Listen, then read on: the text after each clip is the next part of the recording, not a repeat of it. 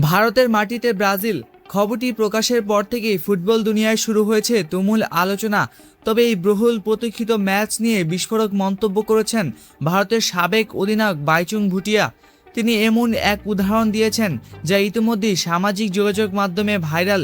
কি বলেছেন তিনি, আর কেনই বা এই ম্যাচ নিয়ে আপত্তি, চলুন জেনে নেওয়া যাক। চলতি বছরের ৩ অক্টোবর কলকাতার বিবেকানন্দ যুব ক্রীড়াঙ্গনে ভারতের বিপক্ষে প্রীতি ম্যাচ খেলতে আসছে 5 বারের বিশ্ব চ্যাম্পিয়ন ব্রাজিল। আয়োজকদের দাবি, ব্রাজিল তাদের মূল দল নিয়ে মাঠে নামবে, ফলে ভারতীয় ফুটবল প্রেমীদের মধ্যে দেখা দিয়েছে ব্যাপক উচ্ছ্বাস। কিন্তু এই আয়োজনকে ইতিবাচক হিসেবে দেখছেন না ভারতের কিংবদন্তি ফুটবলার ও সাবেক অধিনায়ক বাইচুং ভুটিয়া। তার মতে বর্তমানে ভারতীয় ফুটবলের অবস্থা খুব একটা ভালো নয়। ফিফা র্যাঙ্কিংয়ে ভারতের অবস্থান 138 নম্বরে, অন্যদিকে ব্রাজিল রয়েছে বিশ্বের শীর্ষ সারির দলগুলোর মধ্যে। এমন বাস্তবতায় এই ম্যাচ থেকে ভারতের প্রকৃত অর্জন কী হবে সেই প্রশ্ন তুলেছেন তিনি। বাইচুং আরও বলেন, ভারতীয় ফুটবলের এখন প্রয়োজন শক্ত ভিত গড়ে তোলা, ঘরোয়া কাঠামো উন্নয়ন এবং দীর্ঘমেয়াদী পরিকল্পনা। শুধু বড় একটি আন্তর্জাতিক ম্যাচ আয়োজন করলেই দেশের ফুটবলের সমস্যার সমাধান হবে না।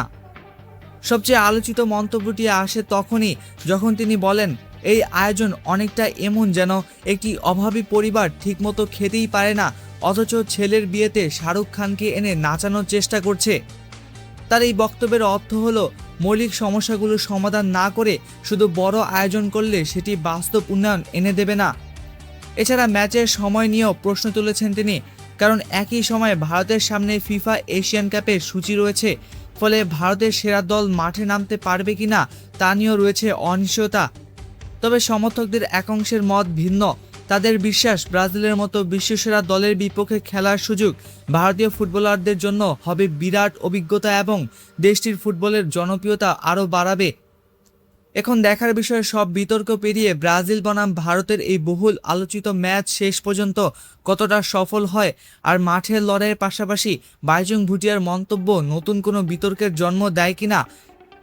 এ বিষয়ে আপনার মত কি? বাইচুং ভুটিয়ার মন্তব্য কি বাস্তবসম্মত, নাকি এমন ম্যাচ ভারতীয় ফুটবলের জন্য ইতিবাচক? মন্তব্যে আপনার মতামত জানান।